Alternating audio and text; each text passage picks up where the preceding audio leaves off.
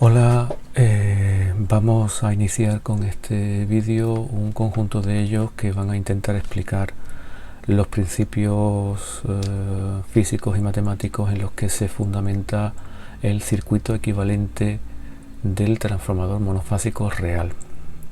En primer lugar, tenemos que recordar cuáles son las características que se consideran para un transformador real y que los distinguen de un transformador ideal. Bueno, estas características son fundamentalmente las siguientes. Se consideran no despreciables las resistencias de los bobinados, ¿sí? Resistencias de los bobinados no despreciables. Esto conducirá a que ya evidentemente existirán unas pérdidas en el cobre no despreciables y que habrá que tenerlas en cuenta en el análisis del rendimiento de la máquina. Luego tendremos una consideración de que existen pérdidas en el núcleo.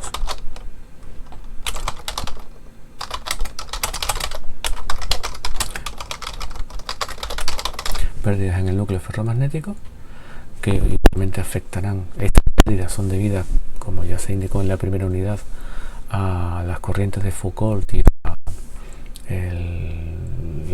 la histéresis del material ferromagnético del que está constituido el núcleo, y que evidentemente estas pérdidas, ya al no ser despreciables, pues evidentemente afectarán el rendimiento de la máquina. Y también la consideración del flujo de existencia del flujo de dispersión. Es decir, que vamos a tener pues que no solamente vamos a tener un flujo común que va a establecerse en el material ferromagnético, sino que va a haber líneas de dicho flujo, de dicho campo creado por el primario y por el secundario, creado por estas dos bobinas, pero que no abarcan a la otra. Esquemáticamente lo tenemos representado en esta figura, en donde bueno, podemos ver ya indicar que las pérdidas en el cobre de las dos bobinas pues ya son distintas de cero, las pérdidas en el hierro van a ser distintas de cero, y como he dicho ya ahora anteriormente, el flujo pues va a existir un flujo común que abarcado por las dos bobinas, pero evidentemente la bobina 1 va a crear una parte del flujo que crea la bobina 1 pues no alcanza la bobina 2, y una parte del flujo que crea la bobina 2 no alcanza la bobina 1. Bien, vamos a ir analizando todas y cada una de estas características de manera separada en varios vídeos, para que la explicación no sea muy larga, y si alguien no entiende algo concreto, que pueda ir al vídeo concreto donde se estudia y no tenga que estar revisándolo completamente. Lo primero que vamos a ver en este vídeo son la primera y la última característica, que son las más sencillas de analizar: la resistencia en los bobinados no despreciable y el flujo de dispersión. Empezamos con la primera. Vamos a suponer aquí una figura, que es esta de acá,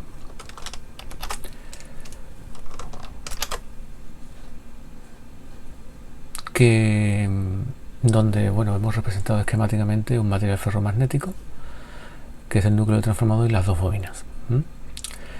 Bien, vamos a ver en primer lugar la consideración de la resistencia de los bobinados no despreciables.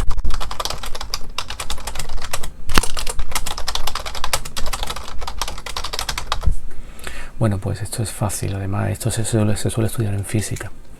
Cuando nosotros tenemos una bobina en la que la resistencia del hilo conductor de la que está hecha, pues evidentemente tiene cierto valor ya no despreciable. Esto, como he dicho, que se ve en física o incluso se ve en electrotecnia. Esta bobina, cada una de las bobinas se puede representar mediante lo que se denomina un circuito equivalente de parámetros concentrados. Es decir, yo tengo una bobina real, y si tengo una bobina real, pues será una serie de espiras de un conductor. Entonces todo este conductor tendrá una cierta resistencia, y la propia bobina tendrá un cierto valor de coeficiente de autoinducción. ¿De acuerdo? Entonces lo que se suele hacer en estos casos es separar los dos parámetros y ponerlos en serie. Como repito, ya habréis estudiado en en las asignaturas de electrotecnia. Es decir, colocaremos una resistencia ideal cuyo valor sea el valor óhmico de la resistencia del hilo de cobre, y esto pues lo colocaremos en serie con una bobina completamente ideal en donde su coeficiente de autoinducción coincide con el coeficiente de autoinducción de la bobina real. Por lo tanto, cuando tengamos un transformador solo considerando la resistencia de los bobinados no despreciable, lo demás ideal, pues entonces lo que podemos hacer es colocar en serie con cada bobinado, con el del primario le pondremos subíndice 1 y con el del secundario una resistencia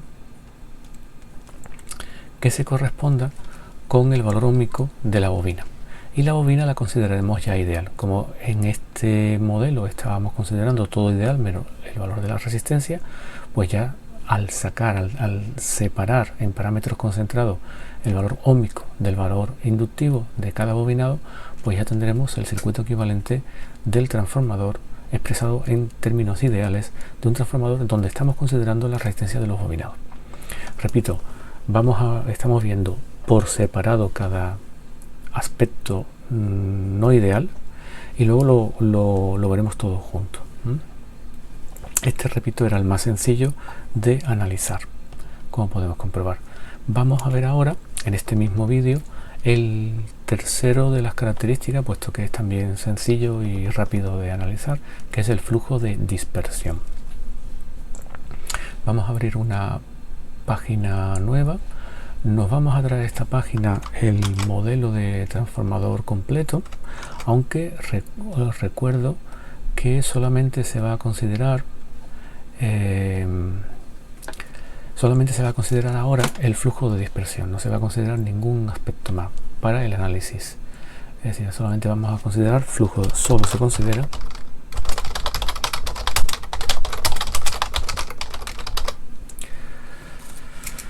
las bobinas se van a suponer de resistencia despreciable, y el material ferromagnético también se va a suponer que no tiene pérdidas.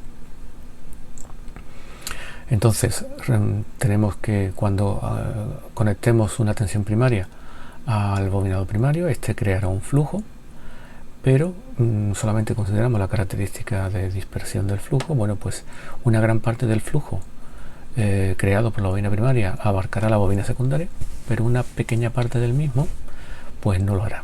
Lo mismo ocurrirá con el campo magnético creado por la bobina 2. Tendrá un flujo común con la bobina 1, que es el mismo de antes, pero habrá un pequeño flujo de dispersión de la bobina 2, que son líneas de campo que no son abarcadas por la bobina 1. Entonces, matemáticamente nosotros esto lo podemos expresar de la siguiente forma. Vamos a llamar FISO 1 al flujo que crea la bobina 1, y entonces lo podemos decir que ese flujo, el número total de líneas de campo que se crean dentro de la bobina 1, se puede poner igual al número total de líneas que se establecen por el material ferromagnético de manera común, más el flujo de dispersión de la bobina 1. También podemos decir que el flujo que crea la bobina 2 se puede poner como flujo común más el flujo de dispersión de dicha bobina. ¿De acuerdo? Bien. Bueno, independientemente de esto, nosotros podemos considerar ahora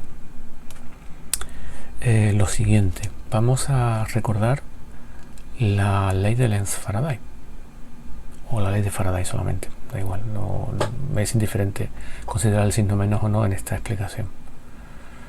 Lo vamos a recordar rápidamente sobre una bobina. Es decir, cuando yo tenía una bobina por la que yo hacía circular una corriente, esa bobina pues creaba un flujo, ¿de acuerdo? Y ese flujo, si esa corriente era variable, ese flujo era variable y producía una fuerza electromotriz inducida. Esto lo vimos cuando analizábamos el transformador monofásico ideal en vacío. Bien, sabíamos que esa fuerza electromotriz inducida de esa bobina ideal pues será n, el signo menos, repito, ahora me es indiferente, solamente vamos a considerar el módulo de la tensión, sería n, siendo n el número de espiras de esa bobina, por la derivada con respecto al tiempo del flujo variable por esa bobina. Es decir, que la tensión que aparece en una bobina por una variación de flujo se puede poner matemáticamente como el producto del número de espiras por la derivada del flujo. Bien, entonces vamos a coger estas ecuaciones y las vamos a modificar matemáticamente sin cambiar el sentido de la igualdad hasta que lleguemos a una expresión como esta. Por ejemplo, vamos a coger la primera de ellas y la vamos a multiplicar por n1. Entonces, si multiplicamos por n1, nos quedaría esto.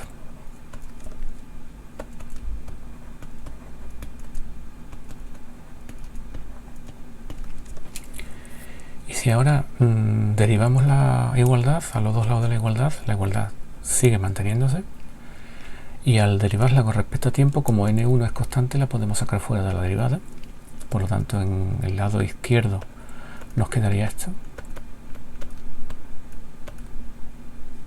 Y en el lado derecho, aplicando la regla de la derivada, en que la diferencial o derivada de una suma es igual a la suma de las derivadas o de las diferenciales, perdón, nos quedaría esto.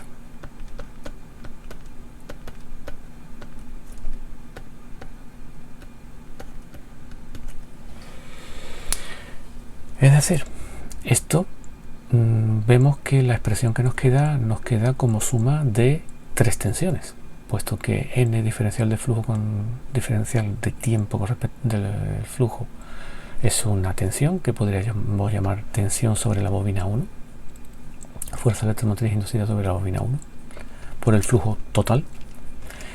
N1 por diferencial de flujo común, diferencial de T, podríamos decir que es la tensión que aparece en la bobina 1 debido al flujo común. Y N1 diferencial de flujo de dispersión con respecto a tiempo, podemos decir que es la tensión que aparece sobre la bobina 1 debido al flujo de dispersión.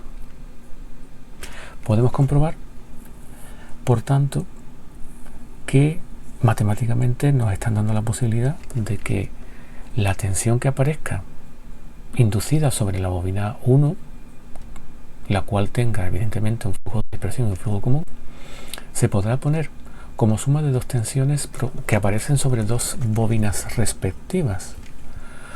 Una tensión es S1C, que si analizamos matemáticamente la expresión de la que deriva, es la ley de Faraday aplicada a una bobina de N1 espiras por la que circula el flujo común. Y el segundo término de este lado del igual es una tensión que se corresponde con la ley de Faraday de una bobina de N1 espiras con el flujo que circula por el aire, el flujo de dispersión. Entonces, si nos traemos de la página anterior el modelo de transformador básico, voy a abrir aquí un poco de hueco, voy a llevarme esto para acá y esto para acá, y pongo aquí el dibujo del transformador. Yo tengo la suma de, que S1, esta S1 del transformador real es igual a la suma de dos tensiones que aparecen sobre dos bobinas.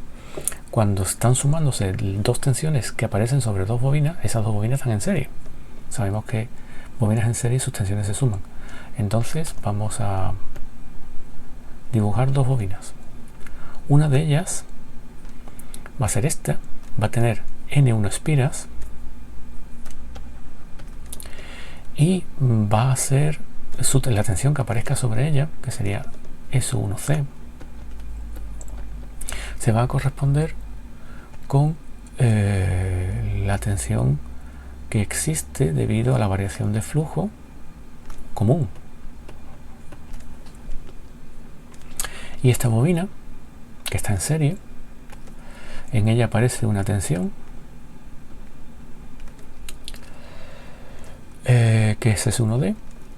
La suma de ambas tensiones sería S1, que sería esta de aquí, Y el flujo que crea esta bobina circula por el aire porque es el flujo de dispersión. Esta segunda bobina también tiene N1 espiras.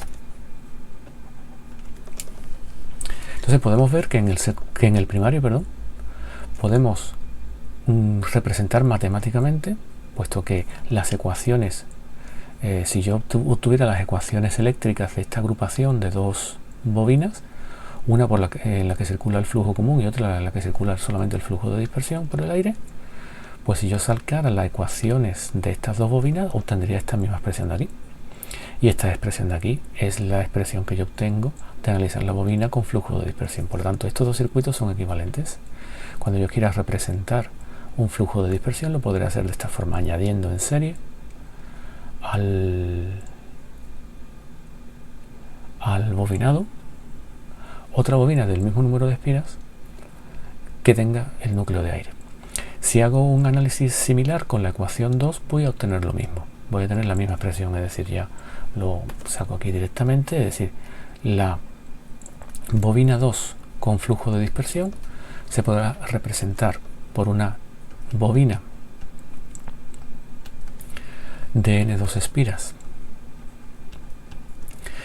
por la que circula un flujo común y una bobina de N2 espiras por la que circulará el flujo de dispersión 2, este es el 1. ¿De acuerdo? En estas bobinas pues aparecerán las tensiones correspondientes SU1 y SU2, de forma tal que su suma de la E2, que es la que tengamos en la bobina real. Es decir, el análisis del primario y del secundario es simétrico, por eso no he repetido el análisis del secundario. Entonces ya hemos visto cómo representar las pérdidas Joule asociadas a la resistencia de los bobinados y el flujo de dispersión de una manera circuital o una manera matemática. En esta otra página vemos ya el esquema eléctrico del transformador, considerando las pérdidas Joule, las pérdidas por calentamiento en los bobinados, que serían pues las asociadas a esta resistencia y a esta resistencia, y el efecto del flujo de dispersión que sería asociado a esta bobina y a esta otra bobina. Evidentemente nosotros normalmente vamos a trabajar, en lugar de con el valor de autoinducción de la bobina, vamos a trabajar con el valor de la reactancia inductiva. Entonces vamos a hablar de una reactancia inductiva X1 asociada a la bobina del flujo de dispersión, es decir, vamos a llamar a esta reactancia de dispersión, y no será otra cosa que 2pi veces la frecuencia de las corrientes que están circulando por el coeficiente de autoinducción de esa bobina que nos ha resultado en el análisis anterior. Lo mismo ocurrirá con la X2, que será pues 2pi F2 por L2. Entonces ya tenemos aquí un modelo donde el único transformador que aparece con un flujo común, es decir, desde el punto de vista del flujo se trata de un transformador ideal. Como las pérdidas ahora mismo no se están considerando en principio, pues sería un transformador ideal. Si considerásemos pérdidas, como realmente se está indicando en la figura, vemos aquí, bueno, pues entonces ahora habría que ver cómo valorar esas pérdidas, pero en principio nos hemos centrado en la representación, en el esquema de cómo representar tanto las pérdidas en el cobre asociadas a la resistencia de los bobinados, como la representación circuital o matemática del flujo de dispersión e independizando ese flujo de dispersión del flujo común. Con esto acaba este primer vídeo.